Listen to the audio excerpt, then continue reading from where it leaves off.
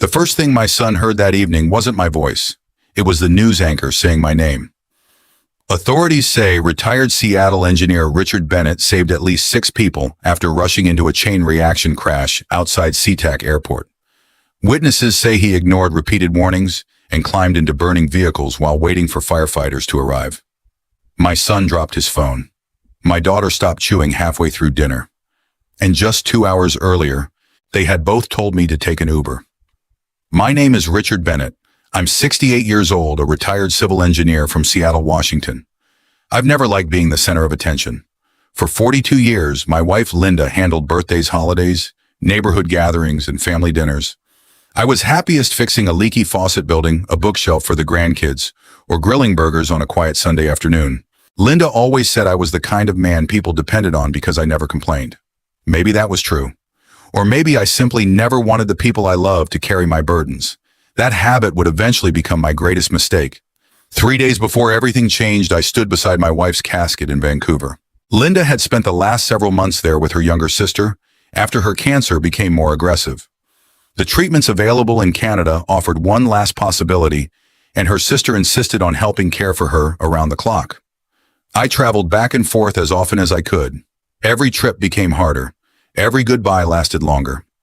Then one rainy Tuesday morning, there were no more goodbyes. Just silence. The funeral was small, exactly how Linda wanted it. No expensive flowers, no dramatic speeches, just family, a few lifelong friends, and soft music she loved. After everyone left, I remained standing beside her grave until the cemetery groundskeeper politely reminded me they were closing. "You can come back tomorrow," he said gently. I smiled. I know. But tomorrow already felt like another lifetime. The next morning, I boarded a short flight back to Seattle. I carried one small suitcase. My wedding ring still rested on my finger. I couldn't imagine taking it off. During the flight, I stared out the window almost the entire time. Clouds drifted beneath us like fresh snow. Linda used to reach across the armrest whenever we flew. She always hated turbulence. She'd squeeze my hand and whisper, "If we survive this flight, you're buying me clam chowder." I always laughed. Now the empty seat beside me hurt more than words could describe. The plane landed at SeaTac a few minutes before 5. As passengers stood to retrieve their bags, I stayed seated. There was no reason to hurry. Nobody was waiting for me. Still, I opened the family group chat. It included me, my son Brian, my daughter Melissa, Brian's wife Karen Melissa, and a few family members who mostly shared birthday pictures and holiday plans. I typed, "My flight lands at 5 p.m. Can someone pick me up?" I looked at the screen for nearly a minute before pressing send. Part of me almost deleted it. I've never liked asking anyone for favors, especially my own children. The message showed as delivered. A minute later, Brian replied, "We're busy. Take an Uber." No hello. No, how was the funeral? No, are you okay? Just 6 words. Before I had time to think about them, another notification appeared. Melissa. "Dad, you should have planned better." I stared at those words much longer than I should have. Planned better. As though grief could be scheduled between soccer practice and business meetings. As though losing the woman I'd loved since I was 24 should have fit neatly into everyone else's calendar. My fingers hovered above the keyboard. I could have reminded them where I'd been. I could have told them their mother had been buried less than 24 hours earlier. I could have said how badly I wanted to see familiar faces instead of climbing into another stranger's car. Instead, I wrote only 2 words. No worries. I pressed send. Then I slipped my phone into my jacket pocket, not because everything was fine, but because I suddenly understood something. You can't make people care. Outside the terminal, Seattle greeted me with gray skies and cool air. A light drizzle coated the sidewalks. Travelers hurried toward waiting cars. Families hugged. Children laughed. Drivers leaned on their horns. Life continued exactly as it always had. Only mine had changed forever. I wheeled my suitcase toward the rideshare pickup area. My knees ached. Not from age, from exhaustion. I hadn't slept more than 3 hours a night in weeks. As I waited, I noticed an elderly woman struggling to lift her suitcase off the curb. Without thinking, I walked over. "Need a hand?" She smiled with relief. "Would you?" I lifted it into the trunk of her son's SUV. "Thank you," she said. I hope someone does the same for you someday. I smiled politely. I hope so too. A loud explosion interrupted everything. Metal slammed against metal. Glass shattered. People screamed. Every head turned toward the airport exit road. A fuel delivery truck had jackknifed after being struck by a speeding SUV. Several vehicles piled into one another. Smoke billowed into the evening sky. One sedan spun sideways before crashing into the concrete barrier. Another vehicle burst into flames. People froze. Some pulled out phones. Others backed away. Years ago, before retirement, I'd volunteered with emergency preparedness programs during earthquake drills and industrial accident training. Instinct took over before fear had a chance. I dropped my suitcase. Someone grabbed my arm. "Sir, don't go over there." I pulled free. "Call 911. They already did. Good. Then I ran. The driver's side of the burning sedan wouldn't open. A young mother inside was pounding desperately against the window. A little girl cried in the back seat. The smell of gasoline filled the air. Someone shouted, "It's going to explode." Maybe, maybe not. Either way, those people couldn't wait. I grabbed a chunk of broken concrete from the roadside.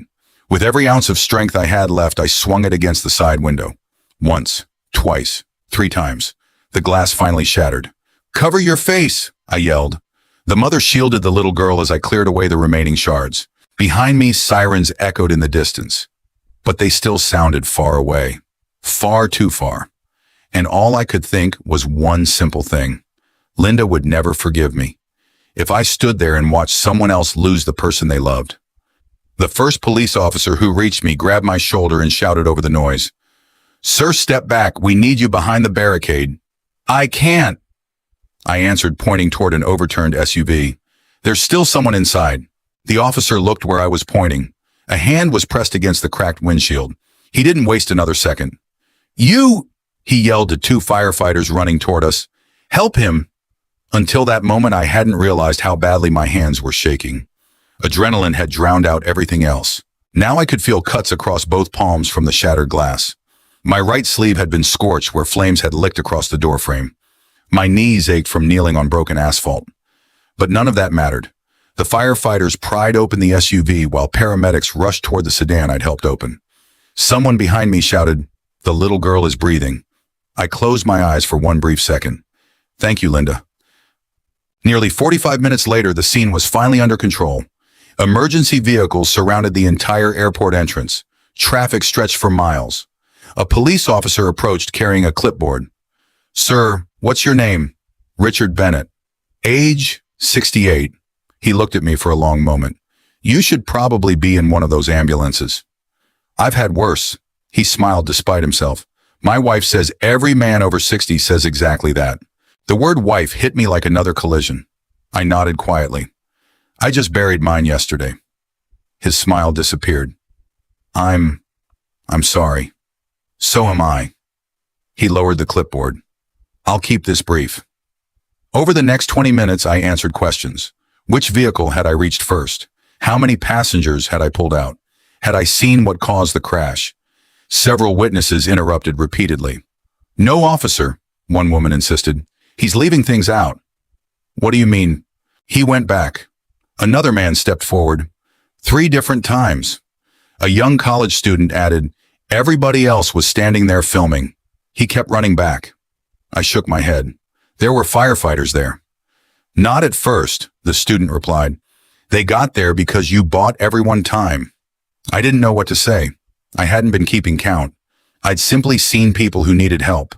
A paramedic finally convinced me to sit on the back step of an ambulance while she cleaned the cuts on my hands. She looked to be about my granddaughter's age. "Does someone need to come pick you up?" I almost laughed. "No, you sure and I'm sure." She wrapped fresh bandages around both palms. "You've got family nearby." "I do." "Have they been notified?" "They're busy." She studied my face for a second. She was too professional to ask another question. Instead, she simply handed me a bottle of water. "I hope someone gives you a ride home." "So do I." A television reporter walked toward me with a cameraman. "Mr. Bennett." "Yes. I'm Emily Harper with King 5 News. Would you mind answering a few questions?" "I really don't think so." "You've become the central witness." I'm not interested. What if people want to thank you? They don't need to. The cameraman lowered his equipment. Emily softened her voice. We've spoken to firefighters. So, they said several people would likely have died if you hadn't acted. I looked toward the flashing emergency lights. I'm glad they're alive. That's all you want to say? Yes.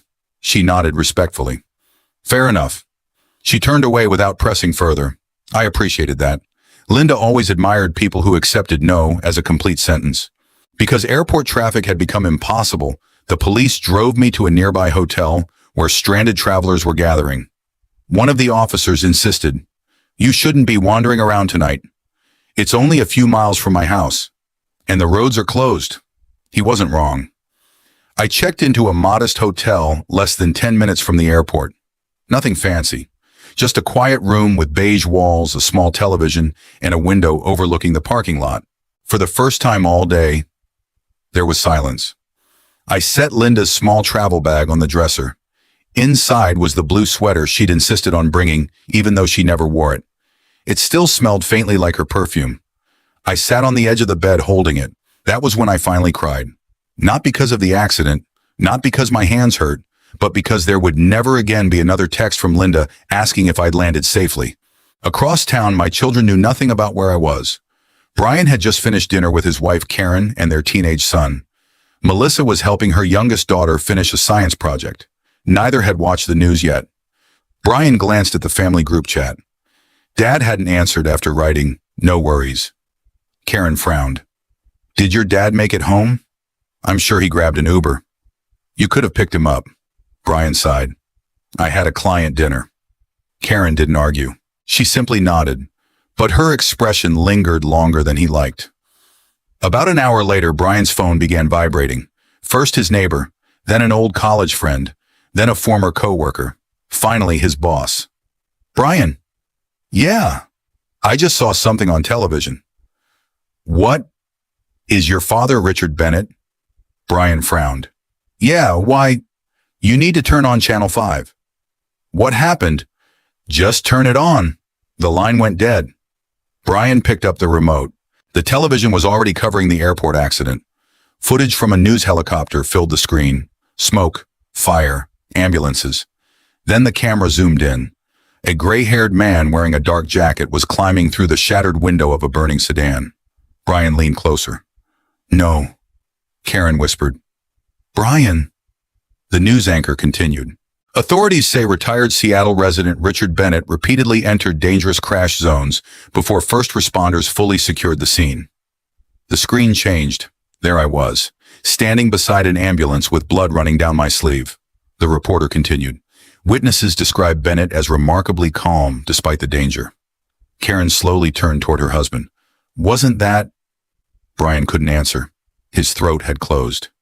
Across the city, Melissa received nearly the same phone call. Her friend Diane said only one sentence. "I think your dad's on every television station in Seattle." Melissa laughed nervously. "What?"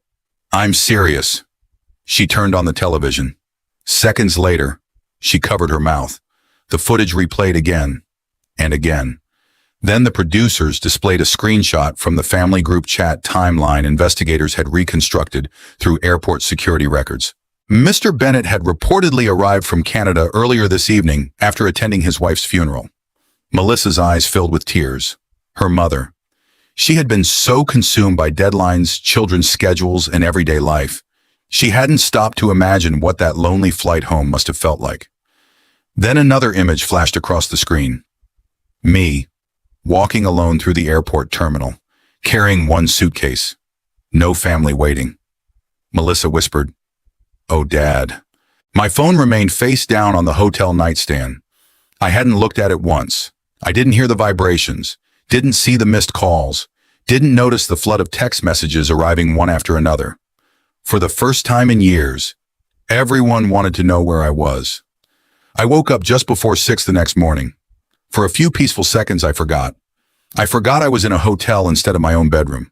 I forgot Linda was gone. I forgot about the airport. Then I reached toward the empty side of the bed. My hand touched nothing but cold sheets.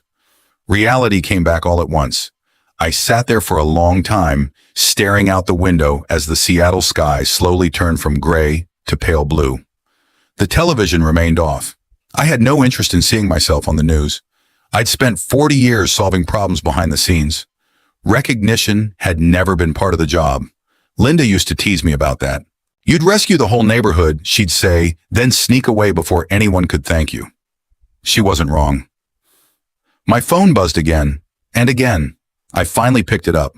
43 missed calls, dozens of text messages, Brian, Melissa, Karen, neighbors, former coworkers, even people I hadn't spoken to in years.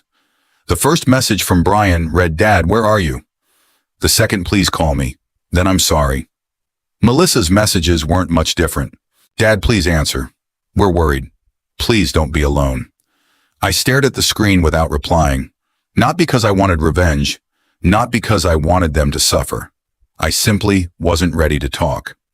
There are moments when grief leaves no room for conversation. This was one of them. Around 8 o'clock, there was a knock on my hotel room door. When I opened it, I found the young reporter from the night before, Emily Harper. She looked almost embarrassed. "I'm sorry to bother you. How did you find me?" "The officer who drove you here didn't tell us. The hotel manager recognized you from television after the morning news." "I see. I promise I'm not here to shove a microphone in your face." I believed her. "What do you want?" She hesitated. "The hospital asked if I'd tell you something." "The hospital? The little girl you pulled from the sedan." I felt my stomach tighten. "Is she?" Emily smiled. "She's going to be okay." I closed my eyes. Thank God. Her parents wanted you to know she's asking about the man who broke the window. A laugh escaped me before I could stop it. I imagine her parents have told her not to climb through broken windows. Emily smiled. "They also asked if you'd visit someday." "Maybe. I'll tell them." She started to leave, then turned back. "There are about 20 reporters outside." I sighed. "I figured. They don't know you're here. Let's keep it that way. You have my word." She walked away. For the first time since all this began, I felt there was still such a thing as decent journalism. Meanwhile, Brian hadn't slept. Neither had Melissa. At 7 that morning, they met outside my house. The house where they had both grown up. The house Linda had loved. Brian unlocked the front door using the emergency key I'd given him years earlier. Everything looked exactly the same. Linda's favorite rocking chair still faced the front window. My old work boots sat neatly beside the garage door. The smell of fresh coffee was gone. For over 40 years, Linda had started every morning before I woke. Now the kitchen felt strangely hollow. Melissa quietly walked to the dining room. There was still a small vase sitting in the center of the table. Inside were dried lavender flowers. "Our anniversary," she whispered. Brian looked over. "What?" "Mom always put fresh lavender here before their anniversary." Neither of them spoke for nearly a minute. The silence inside that house seemed louder than words. "We should straighten things up before Dad comes home," Melissa finally said. Brian nodded. It gave them something to do besides think. As Melissa dusted bookshelves in the living room, she noticed an old cedar chest tucked beneath the staircase. She frowned. "I've never seen this." Brian walked over. "It's Mom's." The lid wasn't locked. Inside were photo albums, letters, and 6 leather-bound journals. Each one had a year written neatly across the front in Linda's handwriting. Melissa carefully picked up the newest one. "I don't think we should." Brian looked away. "I think Mom would have wanted us to." He wasn't sure. Neither of them was. Still, Melissa slowly opened the journal. The first few pages contained ordinary memories, family dinners, vacation plans, birthdays. Then everything changed. One entry stopped both of them cold. "Richard sold his fishing boat today. Brian thinks we still have it." I begged Richard not to tell him why. He used every dollar to help with the down payment on Brian's first house. Brian would never accept it if he knew. Brian's face went pale. "No!" Melissa turned another page, another entry. Melissa's divorce attorney needed another payment today. Richard quietly withdrew money from the retirement account. He smiled afterward and told the children we'd been thinking about downsizing anyway. Sometimes love sounds like a joke told to hide a sacrifice. Melissa covered her mouth. "I thought, what?" I thought they really wanted a smaller house. Brian slowly sat down. So did I. They kept reading, page after page, year after year. Every journal revealed another quiet sacrifice. Richard accepted consulting projects after retirement, not because he was bored, but because Brian's business had nearly failed. Richard postponed replacing his aging truck because Melissa's oldest daughter needed braces. Richard skipped vacations because college tuition kept increasing. Never once had he complained. Never once had he asked to be repaid. Then Melissa found an entry written only 4 months earlier. She read it aloud through tears. The doctors in Vancouver believe there's one more treatment available. Richard insisted we try. He withdrew almost everything left in our retirement savings today. He smiled while signing the papers, but I know exactly what it cost him. If I don't survive, I pray the children never mistake his quietness for indifference. Beneath that silence is the biggest heart I've ever known. Brian leaned forward with both elbows on his knees. His shoulders began shaking. His voice cracked. I thought Dad was just careful with money. Melissa wiped tears from her cheeks. So did I. Neither of them had ever asked why I kept driving a 12-year-old pickup, or why I wore the same winter coat every season, or why I always said, I'm doing just fine. They had simply accepted it, because acceptance requires far less effort than curiosity. Around noon, Karen arrived carrying sandwiches. She immediately sensed something was wrong. What happened? Brian handed her one of Linda's journals. She read only 3 pages. Then she quietly sat beside her husband. I'm so sorry. Brian stared at the floor. I told him to take an Uber. Karen reached for his hand. I know. My mother had just been buried. I know. I didn't even ask if he was okay. Karen squeezed his fingers. What matters now is what you do next. Brian looked toward the front door.